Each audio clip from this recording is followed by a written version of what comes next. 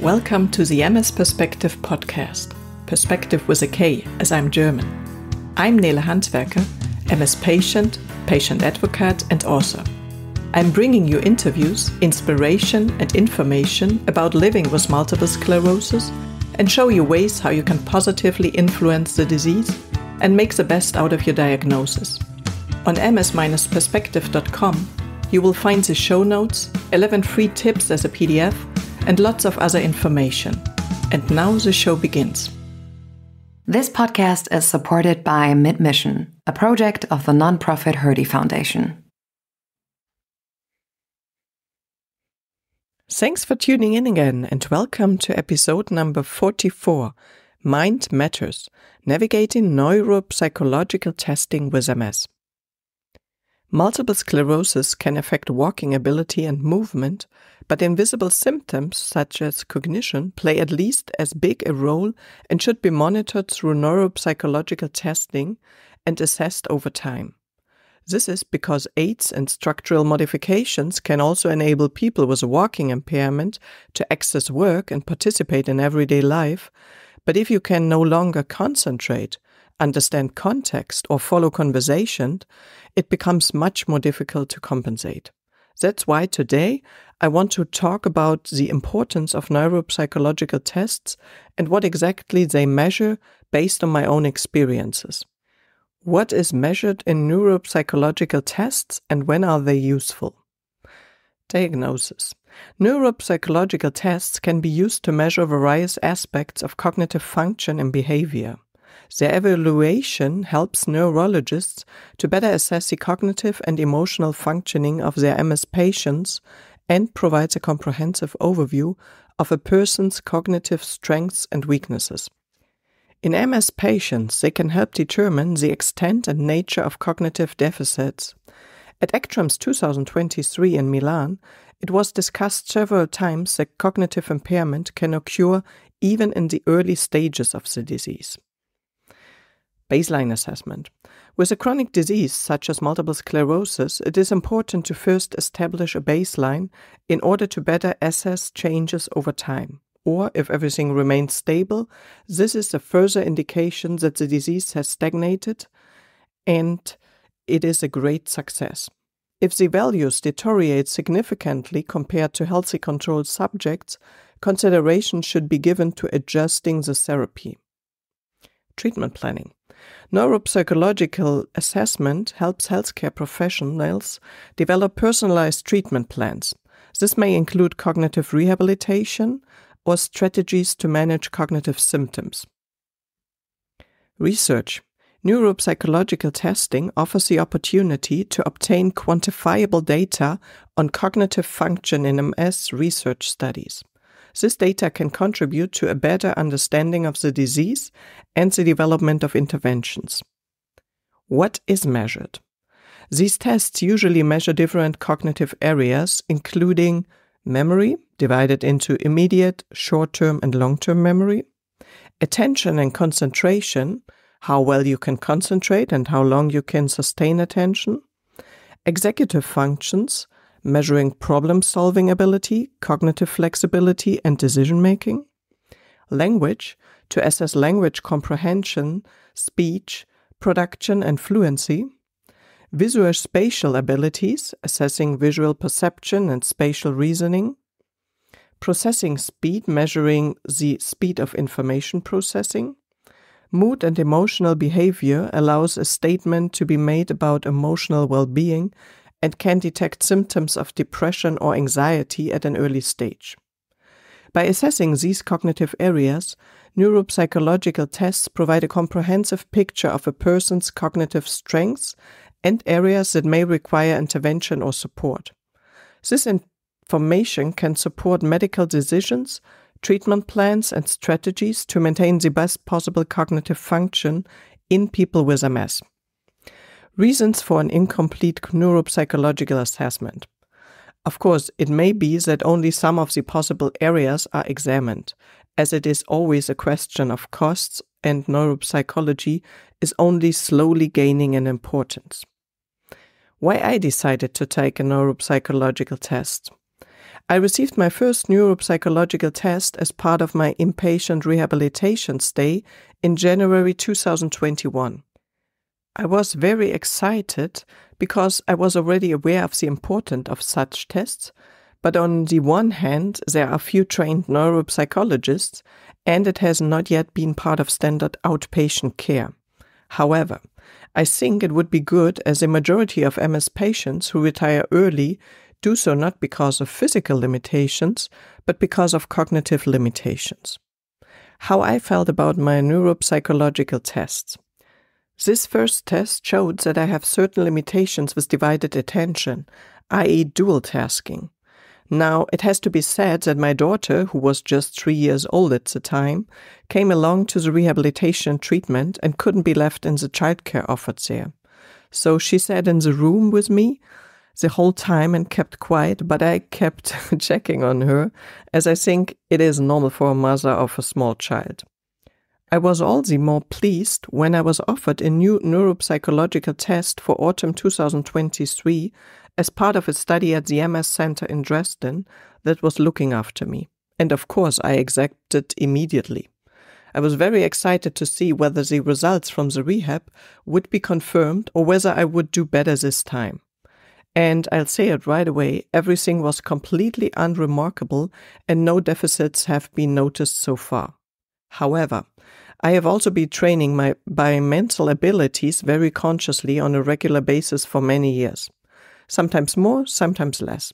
In other words, daily for certain periods, then not at all for a few months, and then daily again. Why am I convinced of the benefits of neuropsychological testing? Maybe you are thinking to yourself now, oh dear, I'd rather not know where I stand because I have the feeling that things aren't looking so good anymore. In principle, of course, everyone has a right not to know, including you. Nevertheless, I see more chances in the investigation, because if you are found to have deficits, the problem area can be defined more precisely, and therefore suitable training can take place, or the aforementioned adjustment to your immunotherapy can be made. Symptomatically, there is the possibility of both targeted training and developing strategies to deal with the cognitive limitations. The better you know your weaknesses, the more specifically you can train, compensate for, or openly address them in order to hopefully stay in work longer, prevent misunderstandings, and have more fulfilling relationships with other people. After all, a lack of concentration can also be interpreted by the other person as a lack of interest and lead to great disappointment and a breakup. And if you have a re-examination, you may also be rewarded with better results.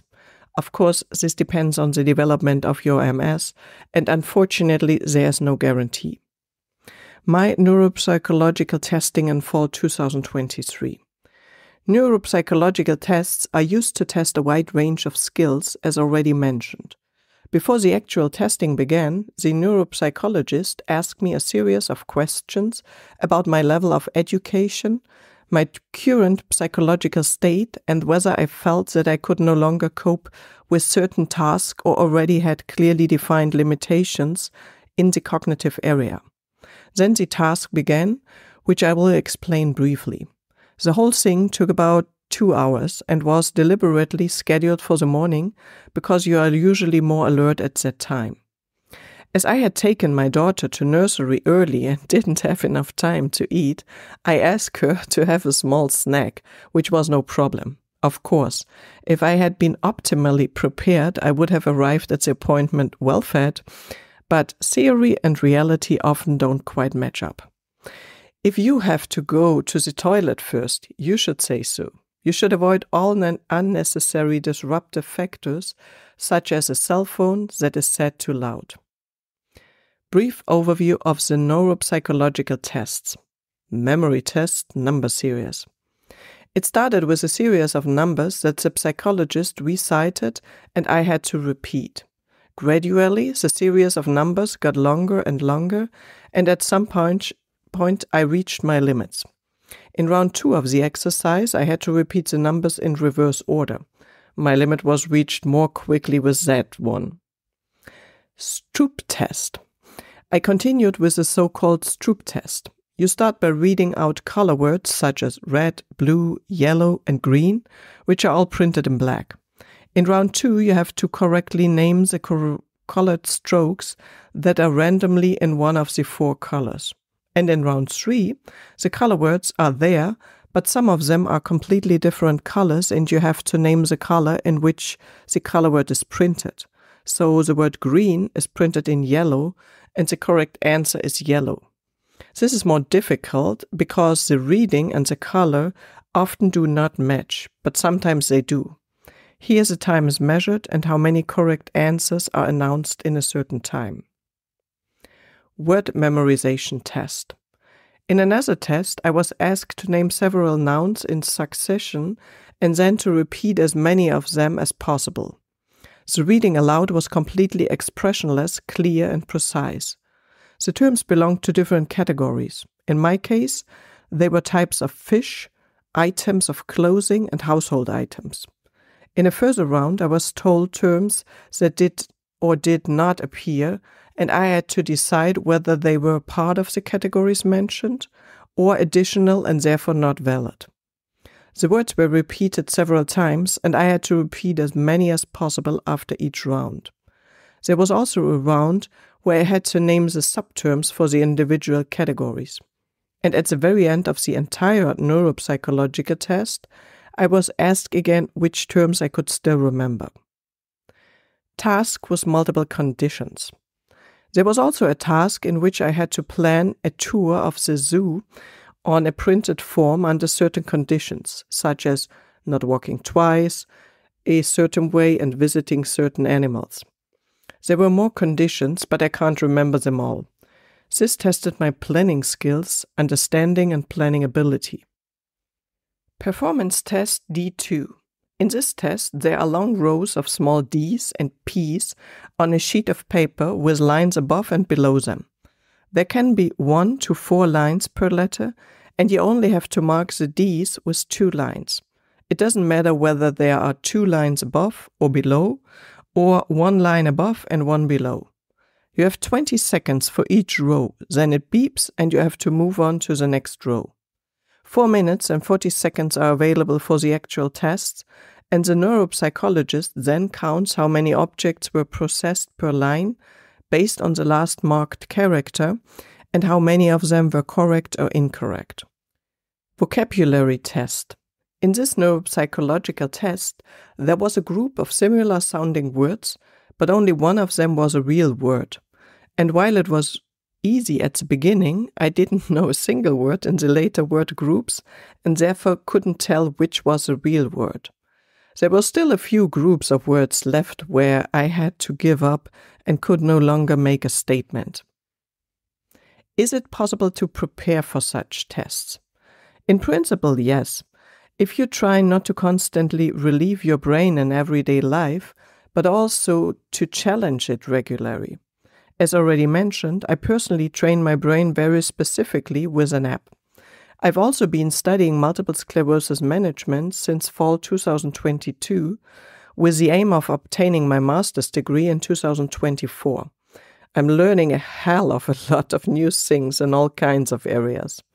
I read to my daughter a lot, listened to a wide variety of podcasts, try to maintain my social contacts, and try out new things in different situations. Sports is also good for your mental abilities, as the body and brain are better supplied with blood and new nerve sprouts and synapses can develop. Drinking enough water, teas or diluted juices, meditation, good sleep and mental hygiene can also help you to be mentally fitter. My conclusion.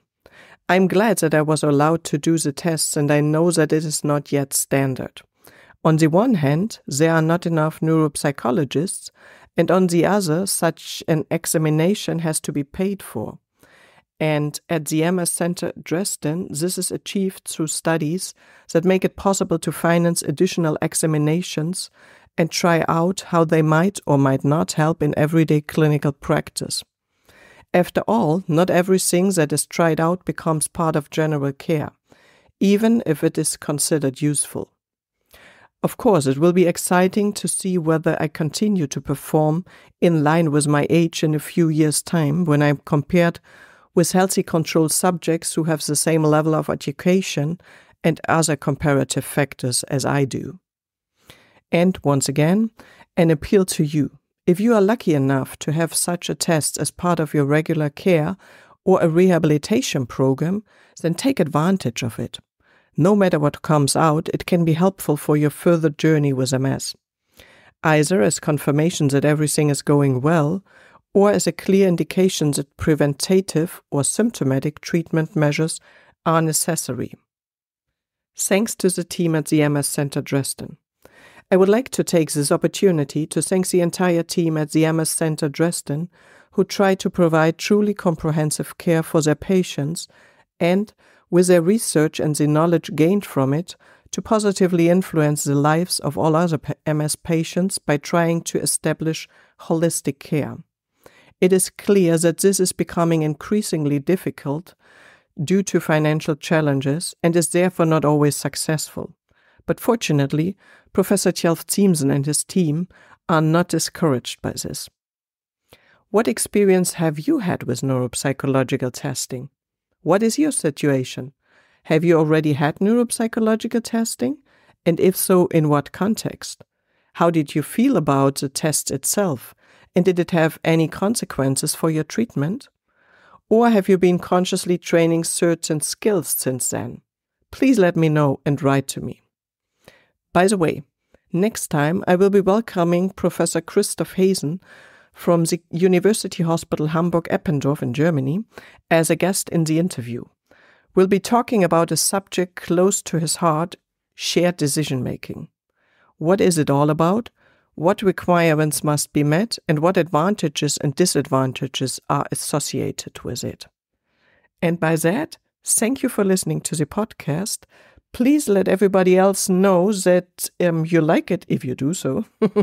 And of course, always try to get in contact with me if you have some certain questions or advice for topics you would like to hear at this podcast. And by that, please stay as healthy as you can and make the best out of your life. And please tune in again. Bye. Thank you for listening today. I hope you found it helpful.